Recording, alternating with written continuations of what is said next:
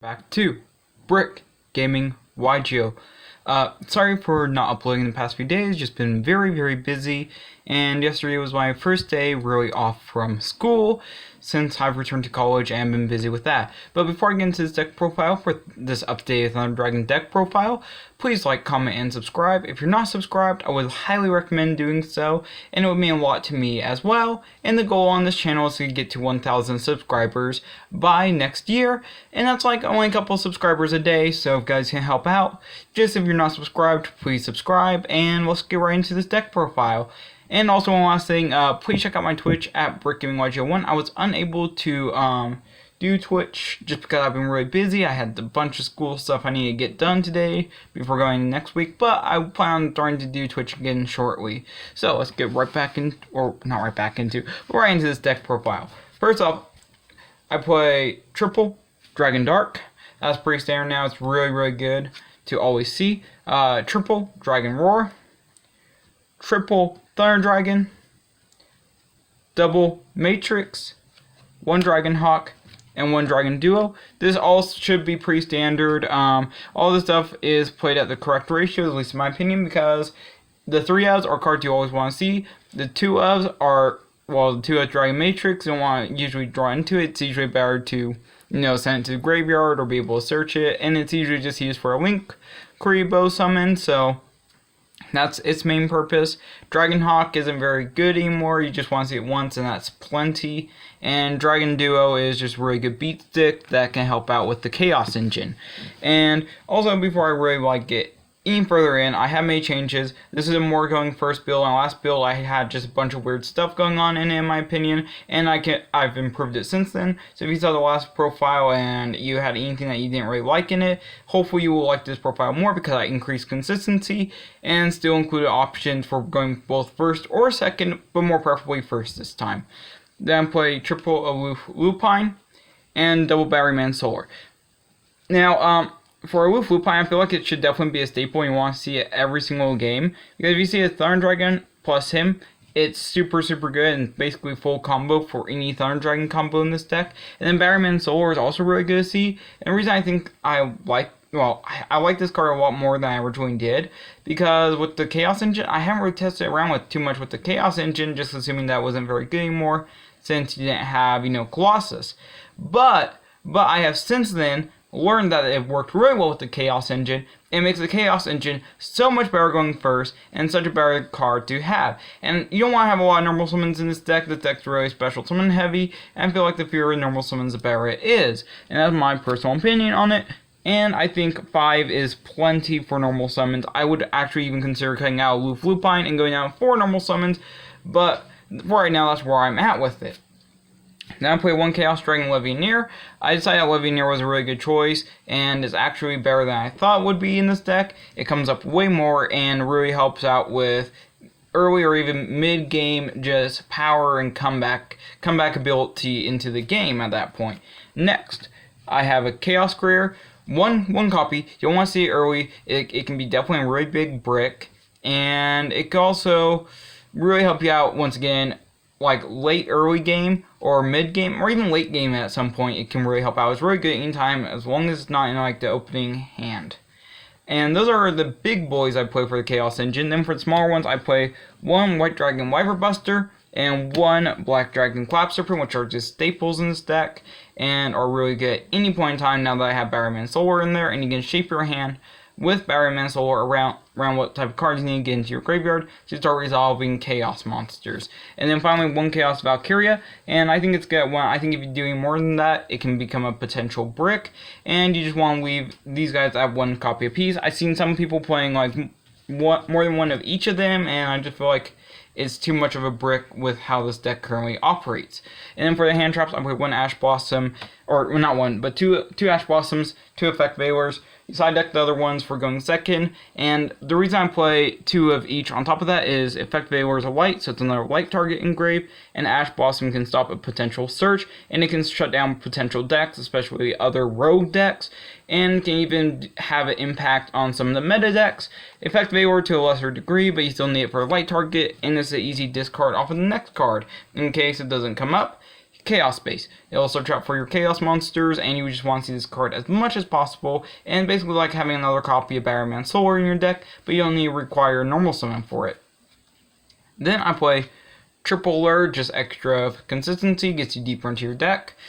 Double Thunder Dragon Fusion, and I main deck this next card because it came up so much when I played this at locals and really helped me out win a couple of games, and that was Twin Twisters. Also, just to give you guys an idea, I did not do well at locals because when the old build, and I even added in more hand traps and was just super inconsistent going first or second, and it just had a lot more potential issues, so I cut down the number of hand traps / going second cards from that build and put in the double Twin Twisters because you kind of need it at this point. If you're going up against any backward deck, this deck can have a horrible time going against backward dot decks, and it can just cause you a lot of problems. And then if you're going second against them and they just have a bunch of backward to out your stuff, it can be really, really hard. So I would highly recommend Twin Twisters or Cosmic Cyclones. I would also highly recommend Cosmic Cyclones.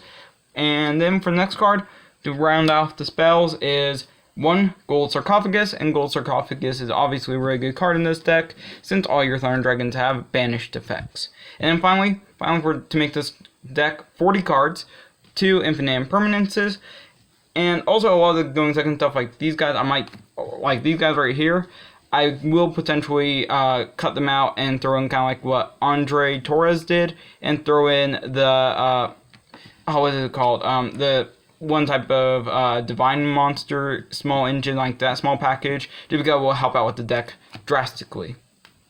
At least from what I've seen so far and through my minor testing. But this is the best build I have right now, and it's actually really insane and really good. Now getting into the extra deck, I play triple Titan. I can definitely cut this down to 2 in the future once I kind of fill out the extra deck a little bit more, and I'm still kind of playing around with the extra deck. But for right now, it's at 3 Titans, and 3 does come up in grind games, but most of the time you don't go grind game, so 2 might be the better option. Next, I play 1 Linkuriboh, obviously because you have the Matrix, or even Baylor you could use it for. Then 1 Anima. This card is actually really good, and it makes it better for you if your opponent misplays. If your opponent misplays and puts something in the wrong zone, you can take it, and no one expects it in Thunder Dragons. No one's going to expect you to summon out an Anima in Thunder Dragons, and when you do that, oh, it just feels so good, it feels amazing, and it's really, really good. Next is Linkross, and I'll explain this in a little bit, but Linkross just gives this deck way more ability to spam out, not tokens, but more like links during the next turn after he's summoned, and you just add so much more potential power. And there's some really cool stuff you can do with this guy on IP, and just make your next turn setup way better with IP, and make overall the game a lot more better for you as the player.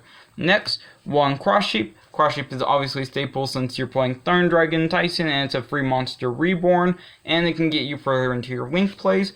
Then 1 IP Masquerena. IP Masquerena just breaks this deck, like literally breaks this deck, because it just makes everything so much better in this deck, and it's amazing.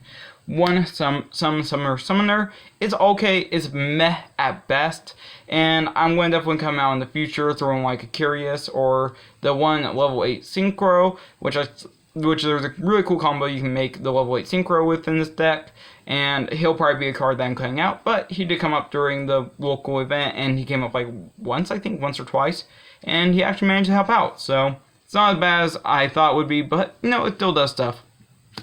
Next, 1 Nightmare Cerberus, 1 Nightmare Phoenix, and 1 Nightmare Unicorn. All these cards are really good, and it just allows you to break more boards and get more potential cards out breaking those boards. Then for the Link 4s, I play 1 Unchained Abomination, and this card is actually like legitimately the MVP right now. It is amazing in this deck. I was surprised.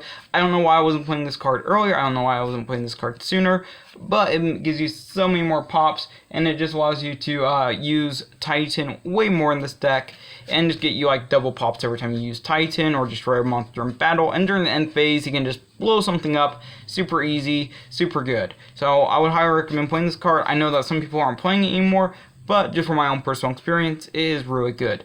Then 1 Access Code Talker. This card really good. It's kind of like an Unchained Abomination, except for it makes it really easy to OTK your opponent, because you get this guy plus Thunder Dragon out, and by Thunder Dragon I mean Titan out, and you're just sitting there looking so good. You're just sitting there looking really good. And then finally, one Borreload Dragon. And Borreload's really good, just gives you another way to out monsters on your opponent's side of the field. A non-targeting out, non-destruction, just allows you to steal something, and it can help out against Dragoon, because you can bait out Dragoon and eventually go for Borreload and steal that Dragoon. Next, going into the side deck, I sided triple Spear Mode. I think Spear Mode's amazing in this deck, because you have so few normal summons, and you have so many special summons, that if your opponent builds like a huge board and you're able to see this guy after your opponent builds a huge board with a bunch of negates, this card just completely changes the power dynamic and can completely just snowball for you, make everything so much better in your matchup. 2 Ghost Ogres for Numeron. It's just another way to deal with Numeron, so if you go up against that matchup, you have a way to deal with them. Next, 1 Dinosaur Pankratops, just easygoing second fodder, just summon, blow something up, super nice. Then 2 Dark Aurora Nomores, might bump this up to 3 to be honest at this point in the game. Then I play triple Evenly Match, just easy board breaking. And then these cards are all going to be potentially traded out for Cosmic Cyclones or for something else. But right now it's just the one of everything else in the deck that you don't main deck at this point. So I hope you guys like the deck profile. If you guys want me to do more Thunder Dragon stuff, let me know. I know you guys, a lot of people have been watching it and been enjoying it. So, please let me know if you guys want to see more. Please let me know if you're liking the content.